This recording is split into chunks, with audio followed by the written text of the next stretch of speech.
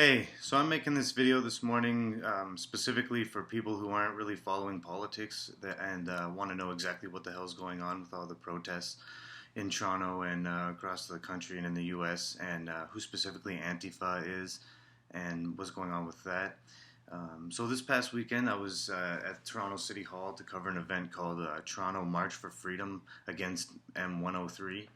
M103 is the liberal motion that wants to ban criticism of Islam, essentially.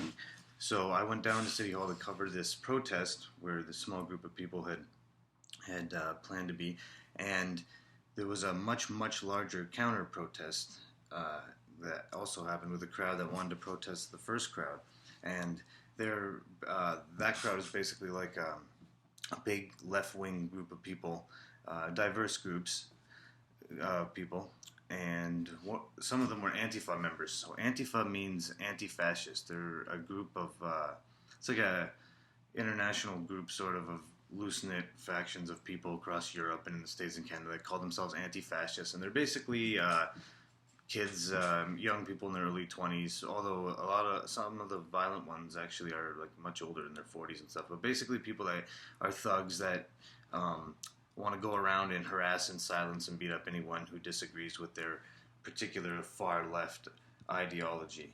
And it's definitely an ideology, and what a lot of them believe is something called anarcho-communism, which is a really stupid concept that Noam Chomsky popularizes. I was kind of into it for a little bit in my 20s. It's really stupid. But basically Antifa are like they're thugs. Studies show that like 9 out of 10 of them don't have a job. A lot of them are on welfare, and they wear, a lot of times they wear like bandanas and masks on their head and stuff, and they go around and, like I said, just shut down any event that they just deem is offensive for whatever reason. And to them, anything that's even slightly right of center is just fascist and racist, and they're entitled to shut it down by any means necessary. They've been getting increasingly more and more aggressive and violent over the last months. There were actually a lot of arrests and charges laid this time, which I'm happy about, because they were definitely like harassing and intimidating people, stealing property, and that's who Antifa are. But Antifa are only a fraction of this large crowd of leftists that had gathered. And I have pictures that I'll show. And a lot of them are openly socialists. They're calling for a socialist revolution, and they're like a coalition of people. So there are people from Muslim Lives Matter were there, people from Black Lives Matter were there, general white socialists, radical feminists, the basic alliances of neo-Marxist groups. And because that's what this really is. Modern politics now is no longer just the left and the right like it used to be when I was growing up, like so simplistic. It's cultural Marxism versus traditional Western values, essentially. And cultural Marxism is a term that everybody should be aware of, should understand what it is, because people don't necessarily know that they themselves are espousing cultural Marxist views. They've maybe never heard that term, but a lot of people have been indoctrinated with these general ideologies through academia without even really realizing what it is. So I'll elaborate a little bit. Cultural Marxism is basically like an evolved form of Marxism. And if you type it in Google, you'll find a whole bunch of explanations from different left-wing type people explaining how it's a conspiracy and it's just something that a guy in 1998 coined when he was talking to a right-wing think tank and yada, yada, yada. But the point is it's not a conspiracy in the sense that it's tied to a group of thinkers from a place called the Frankfurt School, philosophers, and those philosophers really did write what I'm going to say they wrote, and people now really do follow their ideologies. Like when I was at the event on the weekend, I would talk to a lot of these leftist types, and they were, verbatim reciting the rhetoric from these philosophers. So it's a real phenomenon. However it started, whether it was just like a phantom menace that the right made up, or whether the Frankfurt School really did conspire to bring down Western civilization, doesn't, I think it's real. Jordan Peterson, the U of T professors, talked about it. I'm going to elaborate now. So Marxism is a political ideology that is responsible for a lot of dead people in the last century. Started with Karl Marx, and he was dead before it actually was tried by the Stalinists and other regimes, and it's, Marxism is, there's different elements of Marxist thought because he wrote a lot and he said a lot of different things, but some of the main factors are, radical egalitarianism. He wanted, he basically didn't believe in property rights, and he wanted there to be like one united world with one state that kind of controlled everything and owned everything and gave it out equally to everybody. And it's very appealing to human nature in a lot of ways, and so human beings continue to try it over and over and over again, even though it's always failed. And so basically, a lot of philosophers were always supporting the idea of communism right up until the 70s, when it became no longer tenable to really support it because it was obviously not working, and the communists were doing a lot of morally reprehensible things. Jean-Paul Sartre, the famous philosopher, he was sort of the last one to try to defend it, but even he eventually admitted that Marxism is, it's not something that people really can morally talk about as a realistic philosophy. So the difference between classical Marxism and cultural Marxism is sort of a newer form of Marxism where instead of being based on class struggle, it's more based on identity politics. So, as I said, a lot of cultural Marxism, which is really ingrained in modern academia now at the universities, it stems from philosophers who were a group of German Jews who immigrated to the States and formed something known as the Frankfurt School. And some of the more famous ones include Herbert Marcuse and Theodor Adorno, and also Jacques Derrida, and thinkers like that. And they're, I really recommend checking out Jordan Peterson's videos on the subject because he elaborates on the stuff at great length, and he's a really great speaker.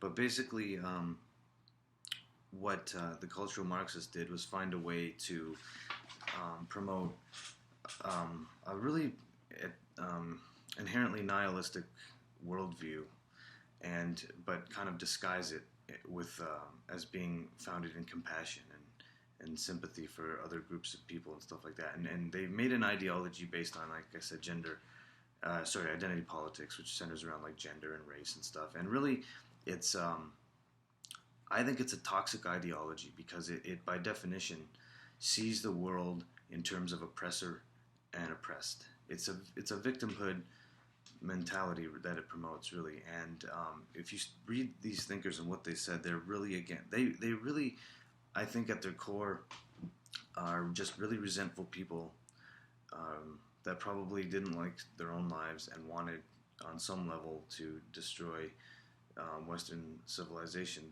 They knew exactly what they were doing. They're very intelligent people, and I think they are some of the worst intellectuals that I've ever come across. But they oppose things like the nuclear family. They believe that we're living in a horrible cis-male patriarch. They don't believe in meritocracy, and there's a lot of reasons why all this stuff is, I think, really toxic in the long run. But I really recommend checking out Jordan Peterson's videos for a longer explanation about that. But one thing that you have to understand is that these groups, if you go to, when I say it's ingrained in academia, I mean that. Like, you can go on Google right now and type in U of T Gender Studies Syllabus, and it'll come up, and you can read the courses and the descriptions, and you can read the philosophers that these people are reading, and then you can go and read what those philosophers said, and they said some pretty fucked up shit, honestly. And the social sciences now in the universities are dominated by this kind of thinking, all of them, and it's seeping into the other areas of academia. And I'll give you an example here of one of the things I shared this on my Facebook wall yesterday because I think it's so ridiculous. But Patricia Hill Collins, who's a professor at Maryland University and chief architect of the concept of intersectionality. Intersectionality is another big part of this cultural Marxist ideology school of thought. She coined the term intersectionality, and in her book, which is widely taught in schools, it says she's quoted as saying, "The idea that objectivity is best reached only through rational thought is a specifically Western and masculine way of thinking, one that we challenge throughout this book." Race, Class, and Gender, an anthology, 8th edition, page 14. So these intellectuals and these thinkers that people are being taught to basically believe in, because you can't really disagree with your professors anymore at U of T, so I hear, is telling them things like, it's Western society is inherently evil and it needs to be destroyed and rebuilt from the ground up. And a lot of young kids believe this now, and that's a really stupid and dangerous idea. And these cultural Marxists, you get into what they think. They're telling people that there's no such thing as real rationality, and they also don't believe in open dialogue, which I didn't realize, but now that I do, it puts a lot of these protests into perspective for me, because for someone like me, having free speech and an open dialogue with people is essential for improving your own beliefs and for coming to, avoiding violence with people. I took it for granted that everybody would understand how important it is to talk to one another.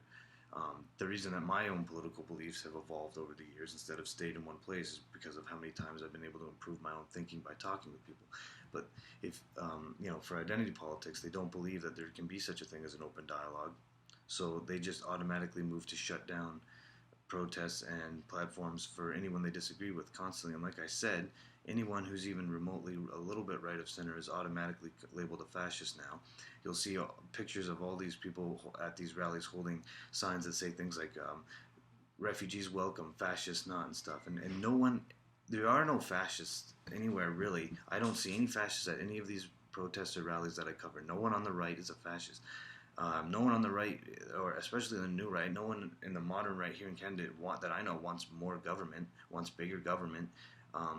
I personally think that the things that make society great are limited government, entrepreneurial spirit, personal responsibility, property rights, small government. Those are the things I like. But the left now is just becoming more and more radicalized. It's becoming, they preach diversity, but they want diversity of skin color, but not diversity of thought. They have basically just one uber super ideology that you more or less have to go along with, and the whole aim of it is to destroy Western civilization. If you're ever wondering why modern feminists don't criticize Saudi Arabia, for example, or places in the world where women are actually oppressed, the answer is because from a culturally Marxist way of thinking, the enemy of my enemy is my friend, and any other culture that's subversive to Western values is good, and they'll support it, which is ludicrous, because here in the West, we're the freest and most popular, prosperous people in the world.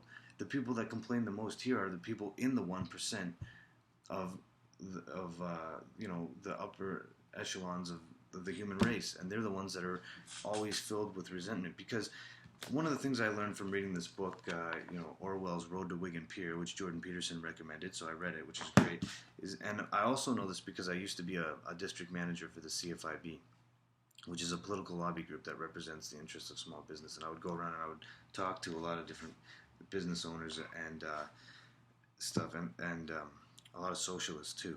And the thing about socialists is most people, they're not really concerned about helping the poor.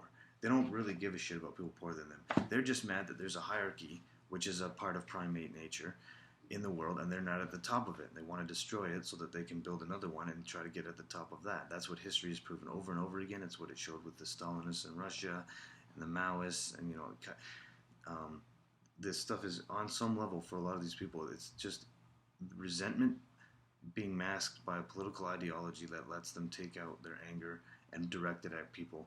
And most of the time, they're not directing it at the right people. That's why this whole white guilt garbage is stupid, because most of the people that I know here, like their ancestors have been here for maybe less than 2 generations from Europe. They have no connection to the slave trade or anything like that. In urban areas now, when people push identity politics for political reasons, that, like I said, that identity politics, that's what really divides people, because they're trained to see things as oppressor and oppressed, and that's a toxic way of viewing the world. And that's just a little bit of an explanation for what cultural Marxism is, and I hope I help some people understand some things. And fuck Antifa. Thanks for watching.